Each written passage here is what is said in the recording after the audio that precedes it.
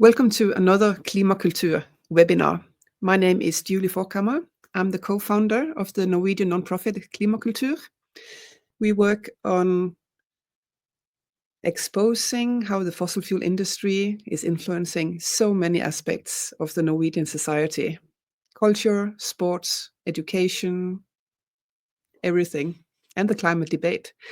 And I'm very excited for today's guest, who's joining us from the other side of the world, but working in a very similar environment as what we have in Norway, with a very powerful fossil fuel industry. And if you have any questions during this webinar, you can add them in the comments section and we'll try to answer them.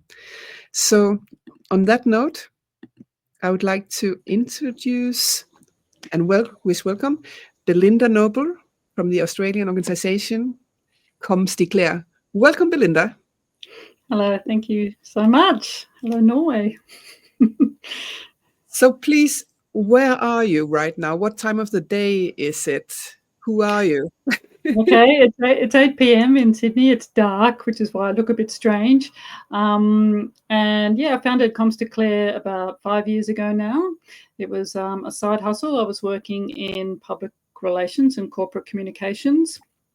And we had the very bad fire we called the Black Summer, which affected my mother, who was down in an area that was evacuated 3 times. Her house was saved, but extremely sort of traumatic event. There was ash falling all over Sydney. You couldn't see the sun. It was a horrible event. And I thought, well, what can I do? And I thought, well, at least I can raise my voice in my own industry. And that's found some like-minded souls, and we founded Coms Declare. So that's what we've been doing for 5 years. So, but Coms Declare, Coms is a term that I hear a lot in this sphere, but could you please explain who are Coms? What is it? Yeah, good question. So I guess we include anyone that works in public communications, marketing, advertising, public relations.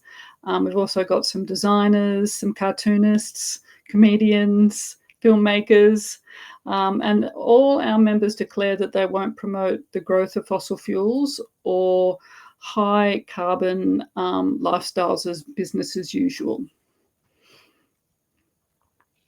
So just a quick question about the Black Summer, as you call it. Was that your summer, which we saw with all the forest fires and the massive fires? Yeah, I think maybe 3 billion animals killed. Just horrific. And like I said, you couldn't breathe in Sydney for about a week at least. You couldn't see the sun. It was absolutely apocalyptic. Couldn't get a ferry across the harbour because the visibility was that bad. We had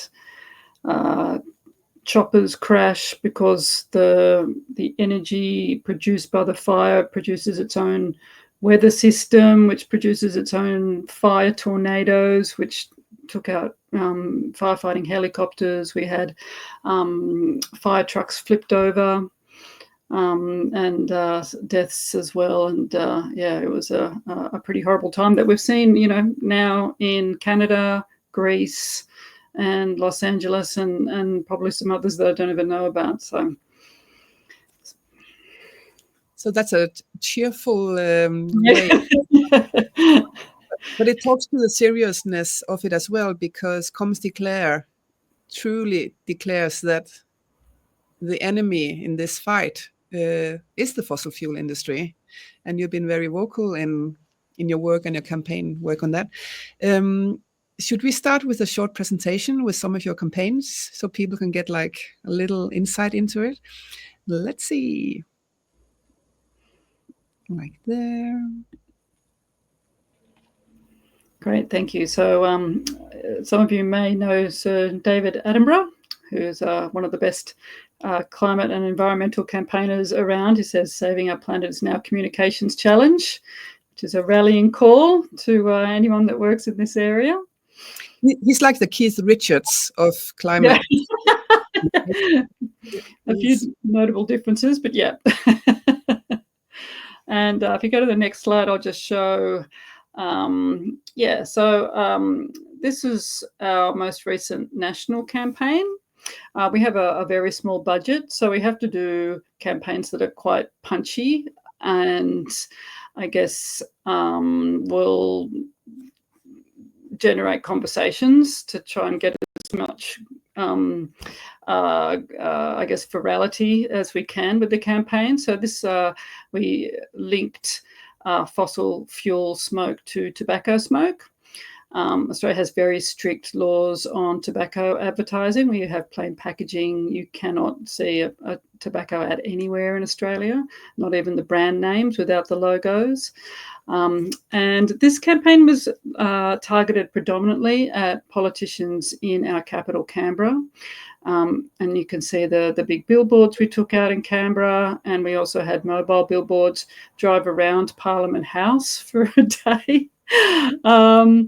We also made up, you might see in the bottom right-hand corner, some little cigarette packets, which linked to the campaign website, which were a great sort of talking point with politicians that you see photographed there. So we had a little launch event with Doctors for the Environment, talking about the health impacts of fossil fuel pollution, and that was held at Parliament House.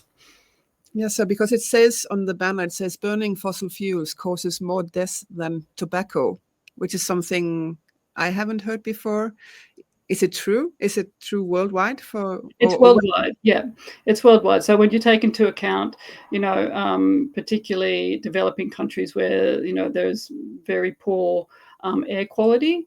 In fact, I believe, and I'll probably get this figure wrong, but I think it's 8.7 million deaths a year compared to tobacco, which is just over 8 million deaths a year, according to one study. So Norway was actually the first country in the world who banned not fossil advertising. We'll get back to that. That banned tobacco advertising in 1975. Wow. Finland. But Norway was at that point not one of the world's biggest tobacco exporters, so that may have helped the decision. Still a nice precedent, right? It's a public health precedent.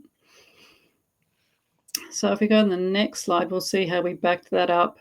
So the capital, Canberra, is in the territory, which is called Australian Capital Territory.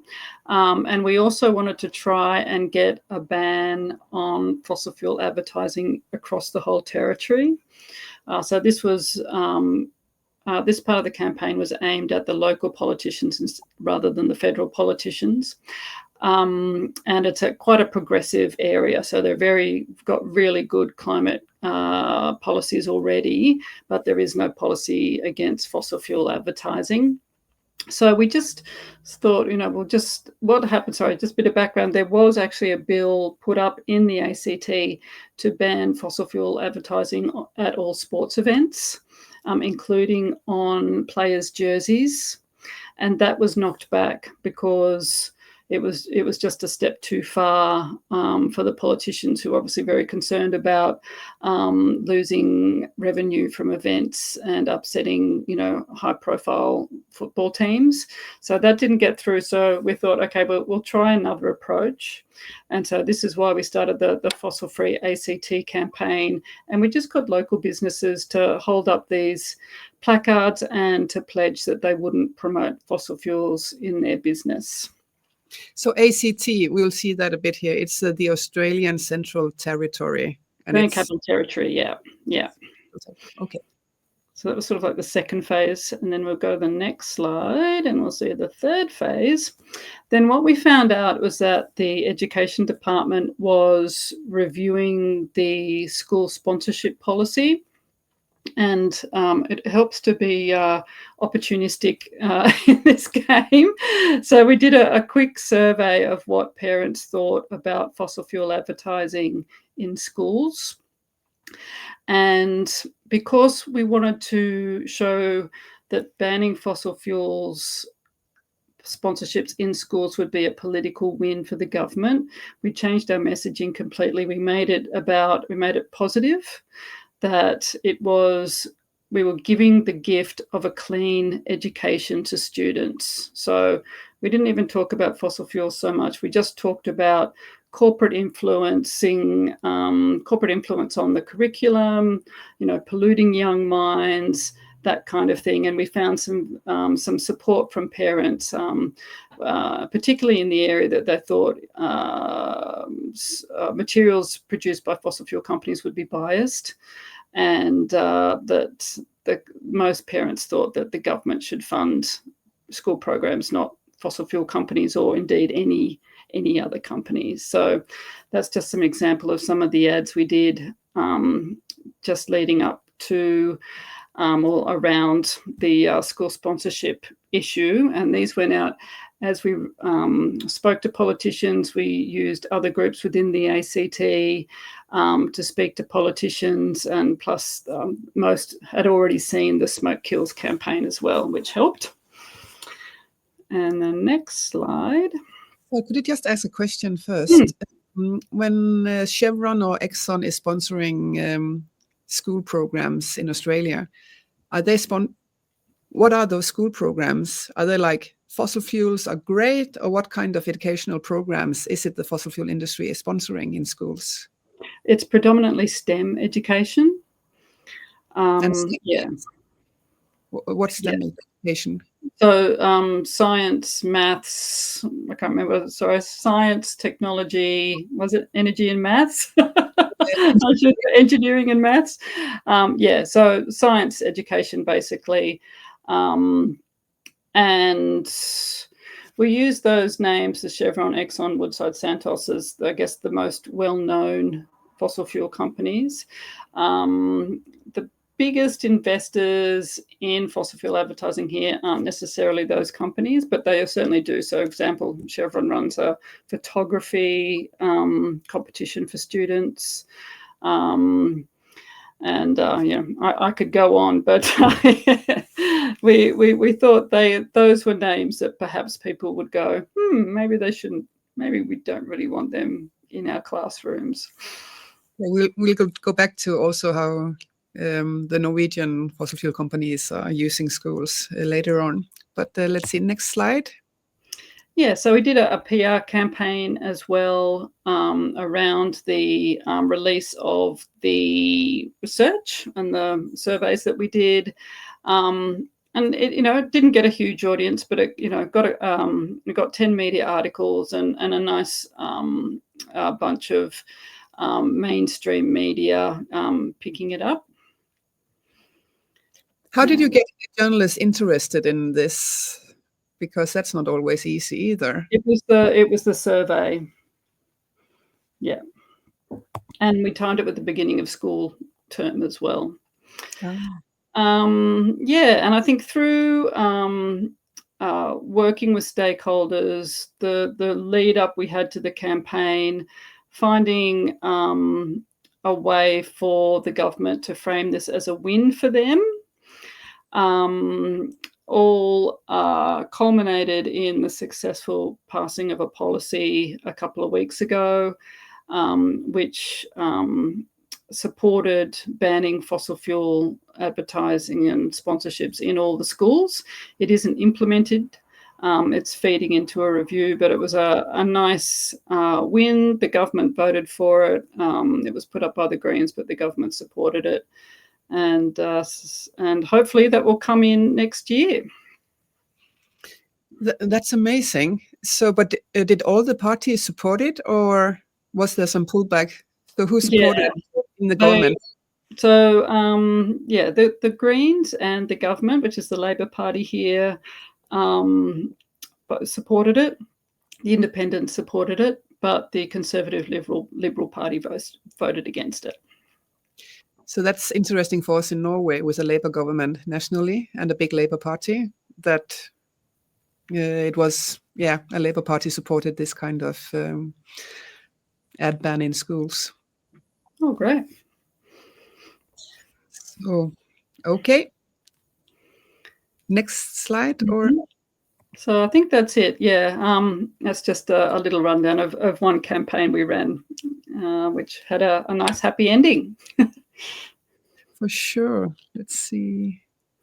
There you are. Thank you so much, Belinda. So, with the schools inviting in fossil fuel sponsorships, who decides it? Is it the schools? Is it the directorates of education? Do you know? Yep, Where does it's the school principals who make the decision based on guidelines which are put out by the government. I'm not sure if it'll be the same there, but here each different state and territory has its own sponsorship policy regarding schools. Most of them will ban any sponsorships by tobacco, alcohol, and armaments. And what we've been advocating for, and in fact what we've had implemented in a lot of councils as well, is just adding fossil fuels to that list. And because gambling advertising is a big issue here as well, they'll put in gambling and fossil fuels as the two new items that are now socially unacceptable. I think when it comes to Norway, a lot of the fossil fuel companies who are targeting children through different educational programs are state-owned company. So for us to work on a fossil fuel ad ban in schools would means that the governments would have to ban state-owned companies from, I don't know. It's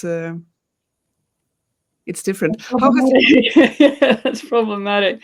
Yeah. it is.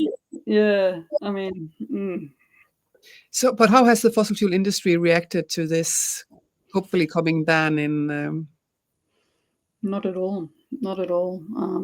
I think when we launched, so we launched a fossil ad ban campaign 3 years ago, which was for national and subnational bans on fossil fuel advertising and sponsorships. And we started with councils, and we've had a few bills introduced at state territory level, and then we've also, as you saw, campaigning at federal or national level.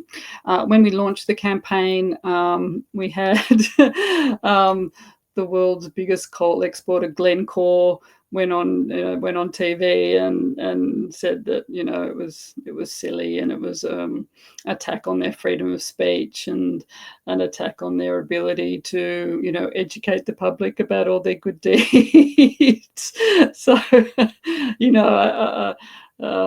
yeah, so I guess that's kind of predictable response. But no, we've had no response to our bans from the fossil fuel industry. What we have seen is pushback from some of the outdoor advertising companies that derive a lot of their revenue from, obviously from fossil. Well, actually, no, they don't get a lot of revenue from fossil fuels, but what they want to stop is a ban on any category, any product category. So they want to stop the movement in general. So yeah, they've been pushing back a bit and trying to influence councils to reject fossil fuel advertising bans on council-owned outdoor advertising assets. So just a question I maybe should have started with, but why is it a problem that fossil fuel companies are doing these projects with the schools, like a photography competition? Or because often it's not about oil is great or coal is great, it's about other stuff. So why is that a problem? Isn't it just nice that they can pay for some education for the kids when the schools haven't got the money to do it themselves? Yeah, exactly. And that's exactly what the Conservative politicians argued when the debate happened in the ACT Parliament. They said, these are legal companies, they're legal products. Why can't they sponsor something? And by banning them, that you're going to be robbing students of opportunities. What I'd like to point out, I guess, is that this is not charity, it's marketing. Companies only do it because it's something in it for them. They don't do it out of the goodness of their hearts. And if it was out of the goodness of their hearts, they wouldn't have to put their logo all over it. They'd just give the money, right? So they can still give the money, These bans don't stop them from donating money. It just stops them from using our kids and our public places as billboards for the products that are actually destroying our planet. So so the one problem is the social license, and that it helps them build social license. The other problem is that it helps them influence young minds, and these kids are going to have real problems with climate as they grow older. And if they're not told the truth about climate change, then that's going to hinder the possibility for them not only to cope with what's happening, but to help change it, right? So we can't gloss over fossil fuels as an essential fuel for the future, and have them learning that and not being prepared for the reality of what's coming. So it's social license, it's influencing young minds. And then the final bit is that they're using the schools as an acquisition channel for their own workforce. So we see, particularly, as I'm sure it's in Norway as well, in the later years in school and at universities, they're using them as recruiting tools. So you see they're influencing minds, right at the get-go, and then trying to maintain a relationship with these kids right up to the point where they're trying to decide where to work. And because there is a staff problem for these companies, because people don't want to work for fossil fuel companies, they're hoping that this is a successful way for them to, help recruit people into their industry ongoing. So that's my problems with it, apart from the fact that they're, destroying our climate. So they're building brand loyalty from a very, very young age. Yeah. In Norway, we have a public-owned company called Gasco, which are the ones who have the pipelines that transport the gas down to Europe. And they are sponsoring football days for children down to the age of 2. It starts very, very early. A little bit about the brand marketing. You probably seen me showing this before, but this is a T-shirt for children from the age of 6, and it's for a Norwegian educational program called First Lego League. Well, it's not Norwegian, it's global actually, but Equinor is sponsoring the competition in Norway, Sweden, and Brazil, I think. And every year you see tens of thousands of Norwegian children down to the age of 6 wearing these T-shirts, going to competitions, working for weeks on Lego robotics, and having a lot of fun and learning a lot about programming and coding with Lego, but with these T-shirts and with the Equinor logo everywhere. And Norwegian children attend these courses through either science centers, often through schools as well. And it's perceived as a very positive activity for kids. And the big finale is there with pyro and fireworks and dancing, and all the kids from different teams have T-shirts in different colors. So you see hundreds of kids dressed up in Equinor logos. I don't know. How does it make you feel, Belinda, hearing about it's this? Great PR for them, isn't it? Getting kids in their logos. I mean, that's what, it's great PR for any company to have something like that. So I can understand from the company's point of view why they would want that for sure. Personally, obviously, I find it kind of disgusting that these kids are being taught to love a company that's causing them so much damage, and to, think that, gas or oil is something that's a positive in their life. And obviously we can't say there aren't any positives to these products. They've been amazing products, but now we know they're doing a lot more damage than good. And we have to stop the conspiracy of silence around that. I mean, you're not part of the problem by using fossil fuels. We were born into a world that is powered by fossil fuels. That doesn't make you complicit. What makes you complicit is being silent. And I think, perhaps in Australia as well as Norway, that's what we have in common. There's absolute silence about the damage that these products are doing. It's almost like mass denial. And, the more people can call it out, and teachers particularly have a responsibility to call this out and educate children properly without undue influence from the government or from corporations. Parents should have a go.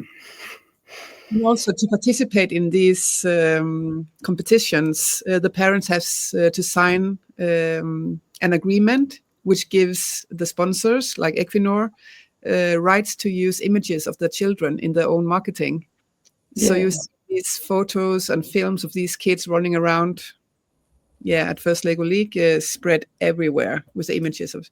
So parents have to take like an active choice. And I don't know, if I had kids, what do you do? Because you want them to participate in fun stuff, and I understand that. I don't know, it's different.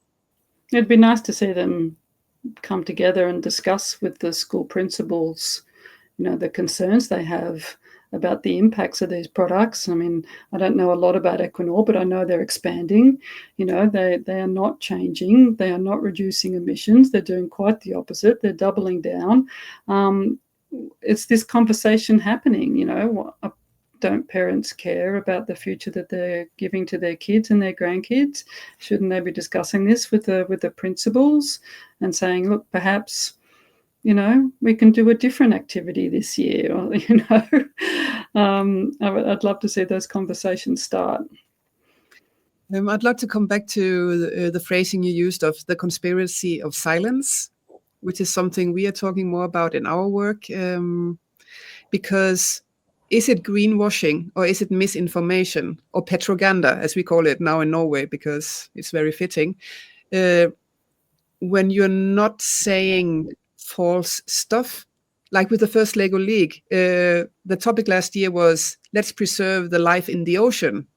How can we... And it's like that a lot of the times. It's not, pro oil, but it's more like other stuff.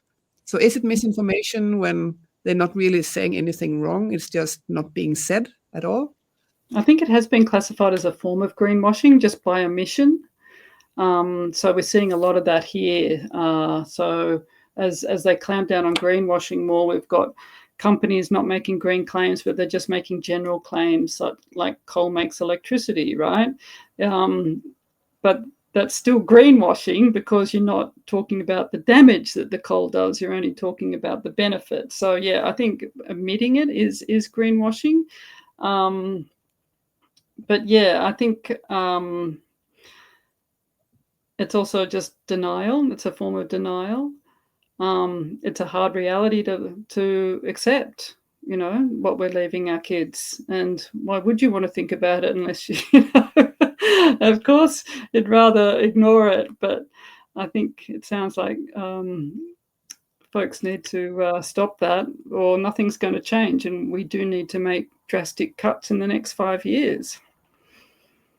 Yeah, both Australia and Norway are not like climate leaders at the moment, aren't we? We're just expanding everything. Another question is funding, because, education is expensive and it's nice to have these companies funding programs. But there is like a clause in the ban that's going to be implemented, hopefully, in your region, which addresses the funding for the schools. So I wonder if you can talk a little bit about that. Yeah, that is because the first thing people always talk about is the funding when you talk about a sponsorship being fossil free. To be honest, the companies don't spend that much. They get a lot for their money because of the way they use it. But it's not actually a large amount, for starters. But then you can't say that to like a football team and they've got money, or from any loss of money has an impact. And of course, at the school, any loss of income has an impact. And a way that it's been managed in a couple of areas here is that you just phase the ban in, so you don't have it immediately. If there's current contracts with fossil fuel companies, those can play out. And once that ends, then the ban comes in place. That's one way and that gives, often places like a couple of years to actually find alternative sponsors. Rich country like Norway surely can afford education that's free of commercial influence. I don't believe for a second that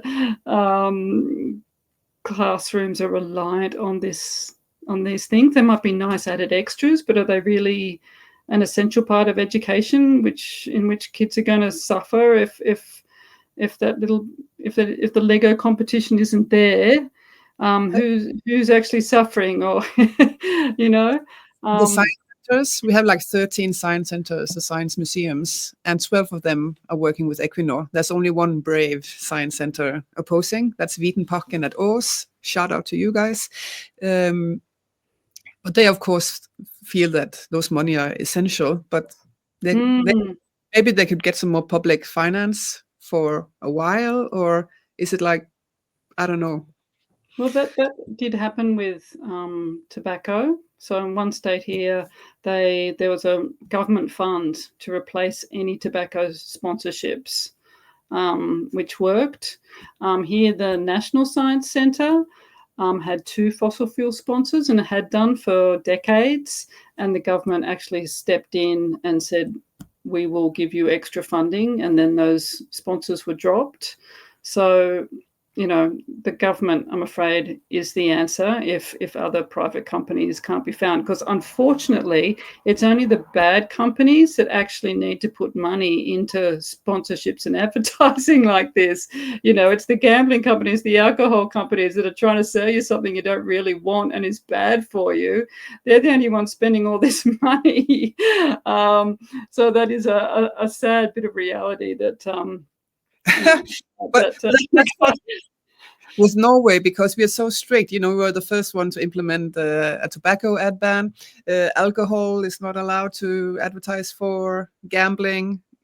We're super strict on so many things. But when it comes to the fossil fuel companies, like Equinor, they are often doing programs together with the Directorate of Education. So they're welcome. They're so embedded. And just finding that little bit that you can get into and disentangle that, is the key. Just finding that little bit where it's like, oh, actually, we can just get them out of here, or we can just get them out of here, rather than tackle it head on, I think is maybe key. So I think that children are learning in Norway is about energy and efficiency. We have an energy crisis, and you, Belinda, you are bad because you use too much energy. So how can we, as individuals, spend less energy? And we see that at the science centers, where the exhibitions on how you can, not be a bad person and spend so much energy. But isn't that terrible to put the burden on people, like that's just, it's such nonsense. It's such nonsense when you look at a person's, an individual's emissions compared to a company's emissions. It's such nonsense. It really is. And to take the language of sustainability and environmentalism and completely co-opt it to your own ends is such a cynical, nasty way to do things. And I can see, sometimes it might even come from a good place. There might be someone in Equinor who really does care about sustainability and wants to do a nice thing, but is not thinking 2 steps beyond that they're actually completely greenwashing and, giving people a false sense of what sustainability actually is, because what isn't sustainable is fossil fuel use. Yeah, and we need to, we shouldn't be idiots and spend, a lot of emissions privately if we don't have to, but it's not, we have to do more, and the fossil fuel industry has to do more. But I just wanted to show you, I found it online, but this is a comic from Disney from 1978. Oh, and wow. It's sponsored by Exxon. And wow. I found it, of course, firstly on a Drilled Media article. People, please check out Amy Westerwell's work, Journalism and Drilled Media. They're the mothership of all of this. But it learns the children how to not be so evil and use so much energy. So it's a full comic about how the kids can go home to their parents and tell them how to not use as much energy. And there's nothing about the problems with fossil fuels, of course. But it's the same narrative we see today, almost 50 years later at the science centers and at these educational programs. And I'm not sure if the schools understand that this narrative comes from the fossil fuel industry and has been doing that for decades. Yeah, it's a big step, I think, for people to see the companies as being bad actors, and we see that here too. There's a lot of pushback. If we criticize fossil fuels on social media, particularly on Meta, and increasingly on LinkedIn, we get a lot of really angry people posting saying, but you drive a car, you have a mobile phone, and that whole personalization of the problem.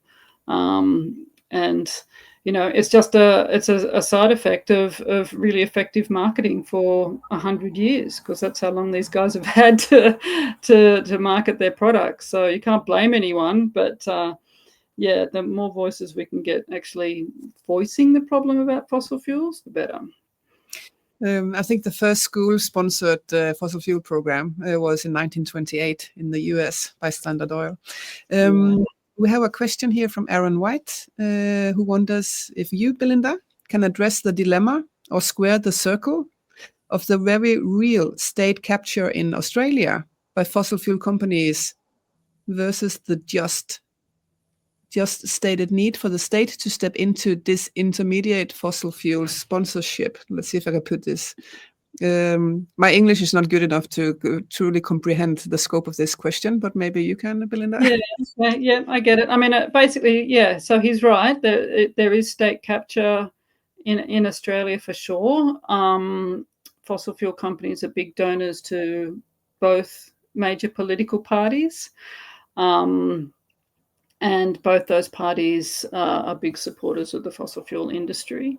Having said that, there are politicians within these parties that are climate aware and do not agree with fossil fuels, and it's just finding those politicians to champion this campaign and to make it known to their colleagues that this is a growing issue. That is the thing. It's finding those politicians that are sympathetic, and they are out there. Anyone that understands climate change understands that fossil fuels are the problem. Finding them and getting them to talk to their colleagues and socialising this issue as much as possible. Having said that, are we going to have successes at federal level? I'm not really sure, but the very fact that the conversation is happening is really new here. We've only been having it for 5 years, and the last 3 years we've seen a lot of movement. So while the federal government is still greenlighting new coal and gas projects, they are also doing more renewables, and they've also allowed regulators to really crack down on environmental claims and greenwashing as well. So got the good and the bad. The good end of that.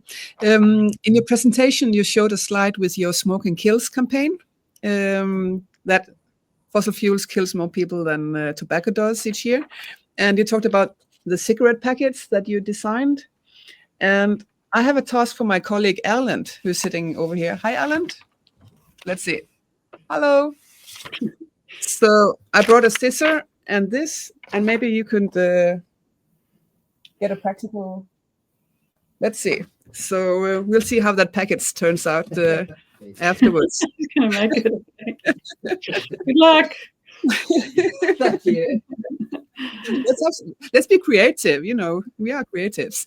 What's the situation with the health professionals there in Norway? Are they talking about? That was my next talking point. Yeah. You have a beautiful video or a dark video on Comes Declare with health professionals and doctors talking about fossil fuels. And I would love for you to tell or maybe advise on how to engage with the medical sector in these issues, because, you know, in Norway, we are so rich, we only drive electric cars. So the pollution aspect of it is like not too present here, but Mm. it should matter. Yeah. So you've got like the world's best air quality or something, do you? Close to Yeah, it. and the highest coverage of electric cars, because we are subsidizing them so much with our oil money, so we can get the Norwegian down, so we can export even more oil and gas, right? Well, yeah. Well, we're very lucky in Australia that there was a couple of established environmental doctors groups already. So Doctors for the Environment's been going for about 10 years here, well, maybe even 15 by now. And there's a couple of other smaller groups as well of climate-aware health professionals. And, you know, we've got some very dedicated doctors who are just really happy to speak out, which is wonderful, because anyone who speaks out is taking a bit of a risk, and they're happy to, you know, lend their voices and their images to that campaign, and say in in that film, saying things like, as a pediatrician, I do not want fossil fuel companies advertising on children, or, you know, as a GP, I do not want fossil fuel companies sponsoring my kids' football team. And that was really terrific. We did the campaign that way to start with because we have a situation here where climate change is very politicized. And we hope that hearing from doctors and nurses would be a way to sort of cut through that, as opposed to climate scientists or climate activists like ourselves, to have a trusted doctors and nurses delivering that message, we thought would be a lot more effective. And talking about the climate impacts, you know, it's obviously not just the air pollution. You know, there's the extreme heat. Again, I'm not sure, extreme heat, extreme weather, and also climate anxiety. I mean, it's a global phenomenon, and, you know, there's obviously lots of psychiatrists that are, you know, increasingly working on that, particularly with young people. So there's a lot of different angles there, a lot of different health angles apart from just the pollution one. I think that, you know, might be worth pursuing if you've got some doctors that care enough to speak out. Yeah, and also to get the organizations involved, because we have like Doctors Without Borders who are not accepting fossil fuel sponsorships or money. But then we have the Norwegian Red Cross, which just a year ago made a big announcement of their new funding scheme from Equinor. And they were so happy to get millions and millions of kronos from Equinor, because that means they could help more people in extreme weather incidents, you know, without addressing the obvious craziness in that. And just last week, the Norwegian Cancer Association had their annual fundraiser with a lot of the fossil fuel companies very involved in that. So you have the Norwegian fossil fuel company called Aker BP, which is partly owned by BP, but they made a big thing out of it. And they even had like a fundraising site on behalf of their employees, but also on behalf of their oil platforms.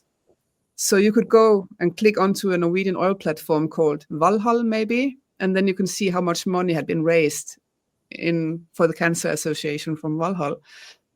And I commented on LinkedIn, which is my new favorite pastime for these kind of activities, to the Cancer Association, asked, but would you accept money from a tobacco company? And they were like, no, of course we wouldn't accept money from a tobacco company. But these companies are helping us, funding research, and that's important, and they are valuable partners, and so on. So there's a long way to go, I think, when even the Cancer Association is so... I think they even do events together at the ONS, the Oil Mass conference in Stavanger, which is one of the biggest oil conferences in the world. The Cancer Association is there as well. So where do we start, Belinda? There's so much. I mean, you know, we know that lots of several sort of ways of extracting fossil fuels are linked to cancer, right? And the fracking and all the chemicals that they use and so forth. It's it's really surprising to me. It's very surprising to me about Red Cross, who increasingly are going to see themselves in a situation where there's amazing amounts of displaced people and climate disasters and as you're saying, extreme weather. That should really be a priority for them, and perhaps we should write a little joint letter to them, hey, because that's pretty disgusting, to be honest, that Red Cross would take money from a fossil fuel company. Yeah, and created a lot of talk inside the organization, and there were petition among the employees. But we see that it's and now we're going full circle here, because I see often that it's the marketing and communications departments in those kind of organizations who are accepting the money. They want the money. That's right. That's right. Yeah. Yep. So that how can we work better with the marketing and communication professionals to get them on board on this? Do you have, and you've been working with this for many years, Belinda. So any advice? No, because we failed. I spent 2 years trying to engage the communications and marketing and advertising world and failed spectacularly. And honestly, it wasn't until the government started taking action against greenwashing and that we had a government that was taking some climate action that suddenly the marketing and advertising world kind of went, oh, crumbs, we're going to have to maybe think about this climate thing. And that was only 3 years ago. So they're way behind the industry in Europe and the UK in particular. We would never ban four-wheel drive advertising or advertising for airlines or cruises or things like that we're seeing across Europe. In Australia, that just would not happen, I think, within my lifetime.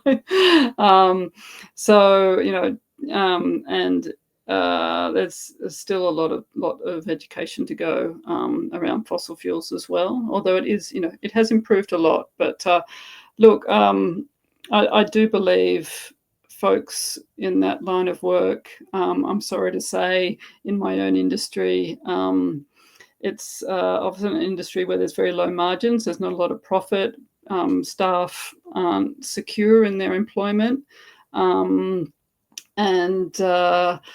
as a consequence, that's not a priority for them.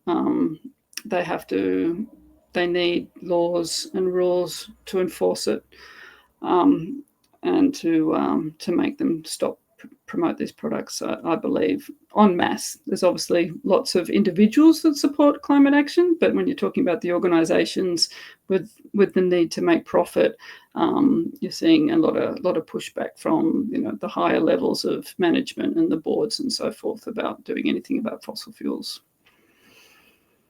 So there's a comment here about we'll just acknowledge that we won't have time to dive into this now, about the climate risk and fossil-powered personal mobility, active travel and health synergies, and reduced demand with active travel. And so healthy mobility is a thing as well, of course. But I would like to ask you another question, Belinda, about last week it was announced that Equinor was nominated for 4 different awards at the Norwegian Annual Sponsorship Awards. Oh, okay. Yes. So they were nominated as Sponsor of the Year and Social Sustainability Sponsor of the Year, and were praised for their ability to influence children and youth, and to improve their own brand. Yeah. No. Wow. Who runs those awards? Equinor? But in the juries, of course, are well connected to the oil business as well, and to, Mm. it's a big system here. And also, we are only 5 million people. And last year, Norway was the #1 investor in new oil and gas offshore in the world. So it means that, it's in the system, but also it's the sponsorship and event organization who are doing these awards. And I think we have to write something about it as well. But just that. And you're right that the smaller the country, or the harder it is to disentangle those ties, right? I think because everyone knows everyone will know everyone in business, and they'll all be on each other's boards and everything else, and it's extremely difficult to disentangle. Yeah, so we have to stop the silence and start talking more about it. Australia and Norway has many similarities, also in that you have not a good history with the indigenous population in Australia. Is that something that's being implemented into the climate debate, or does that influence how things are happening, or is the fossil fuel industry just going all in anyway? Gosh, that's so complex.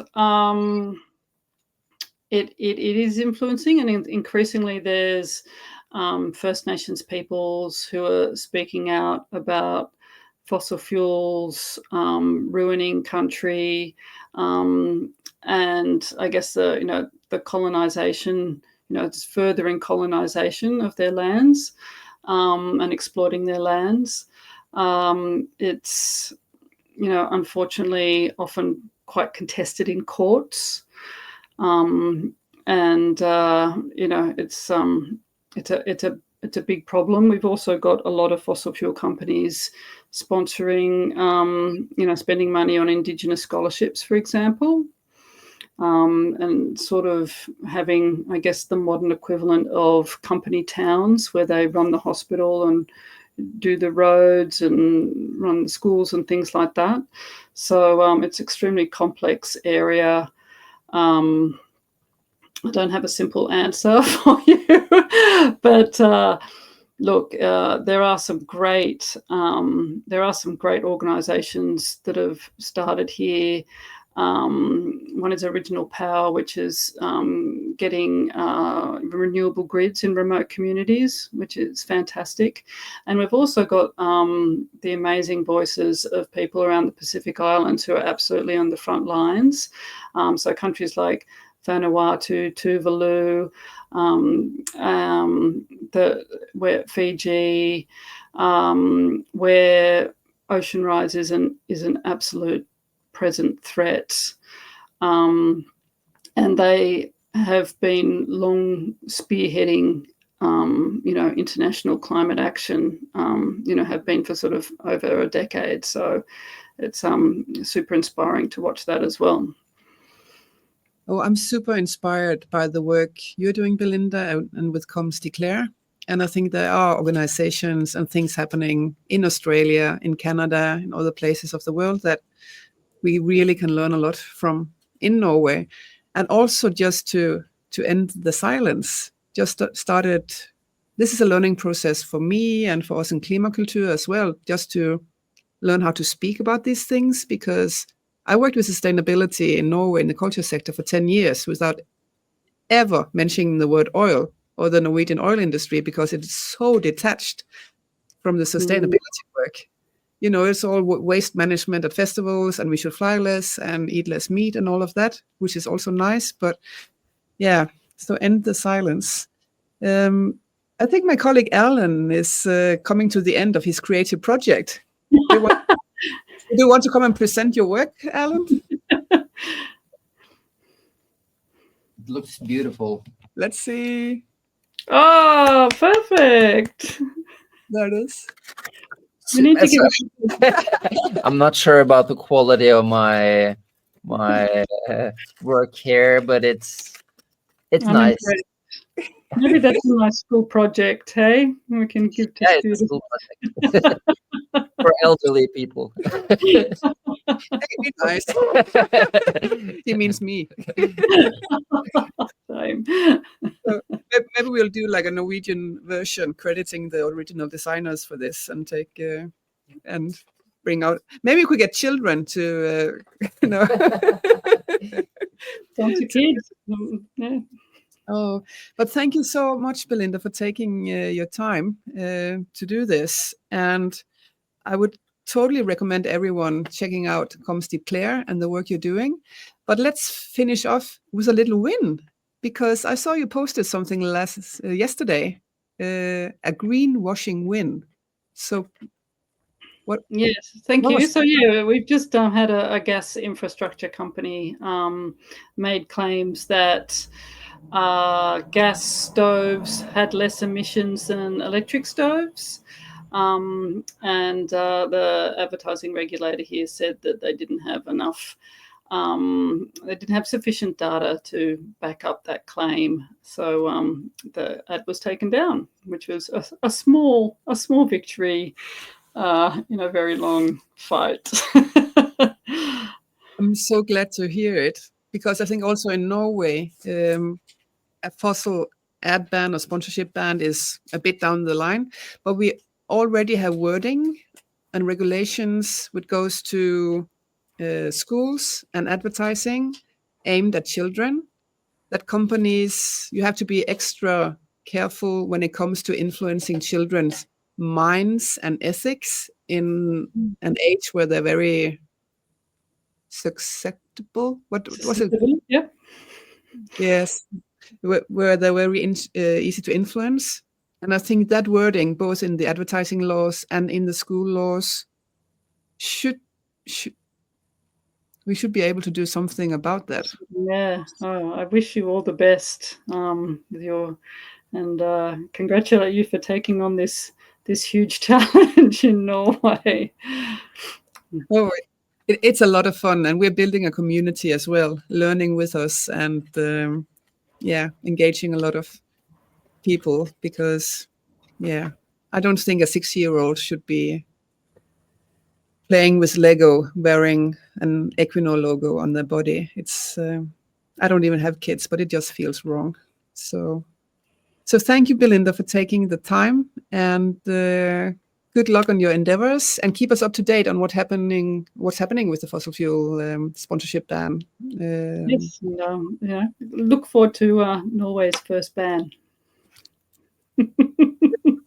Fingers crossed we live that long, Belinda. Happening.